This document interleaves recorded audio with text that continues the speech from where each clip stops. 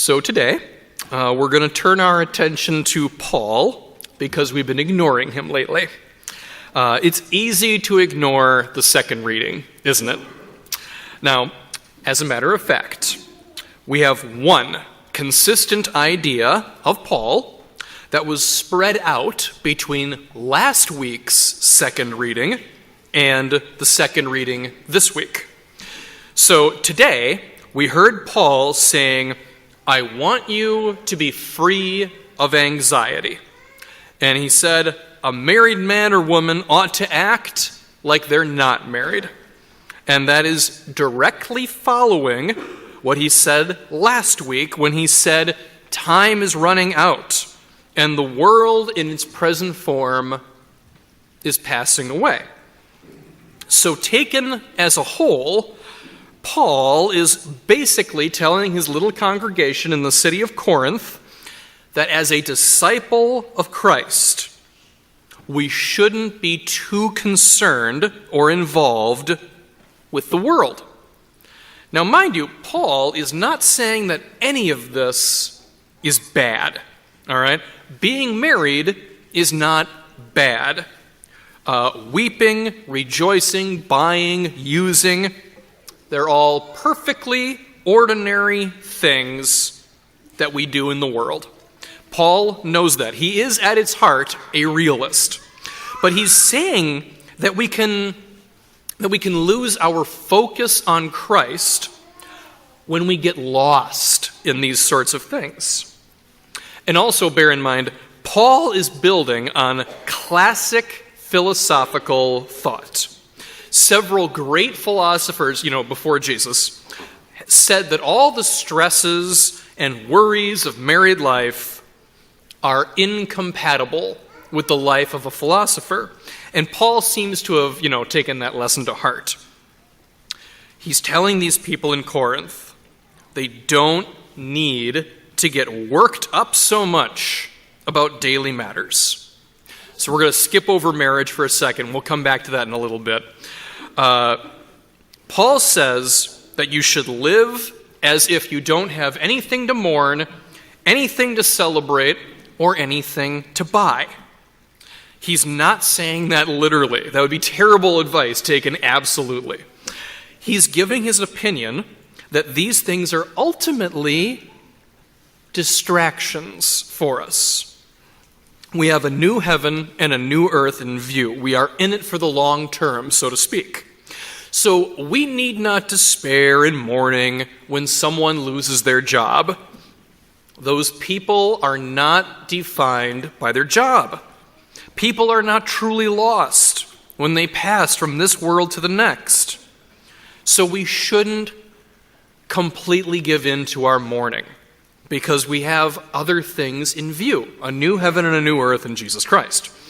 Also, we need not go nuts over matters of rejoicing. Do any of you have family members that worry way too much about hosting a party? Like the world will come crashing down if the kitchen isn't perfectly clean and the spinach artichoke dip isn't ready the second the first guest walks in the door. I mean, come on. Those things are nice. They don't matter so much in the long run. And yes, I was describing my mom. My mom loves hosting parties, but Lord help you if the kitchen is not immaculately clean by the time the first guest arrives. So Paul is saying we don't need to worry so much about that sort of thing. And also we know that pleasures like that are passing joys. Our lasting joy is nothing less than the Son of God, in whom we are all brothers and sisters. And of course, buying stuff should never entice us over much. You all know me. You know how I feel about Black Friday and consumerism. We're better than that. And we need not be enslaved by objects and luxury items. So that's what Paul is saying. He's saying, don't worry about all that. You can't cut it completely out of your life, but limit it because we have greater matters to worry about and care about than any of that put together. So, I promised we would talk about marriage a second, didn't I? That's the bigger sticking point than all those other things. Well, don't worry. Paul is not saying that you should abandon your spouses. Paul believed at the time of writing that the second coming of Jesus was right around the corner, and I'm talking like next week around the corner. Now, things didn't work out that way. Here we are. We're a little bit less than 2,000 years after that document was written, and God still has work for us to do. We are not done yet. But for Paul, that wasn't the expected way of things. So he's saying, guys, act as if Christ is all that matters right now, because we've got a very short amount of time to get ready for him. Don't worry about the daily needs of your marriage. Get your soul ready for Jesus, because you might not have a second chance. So on the one hand, that's good advice.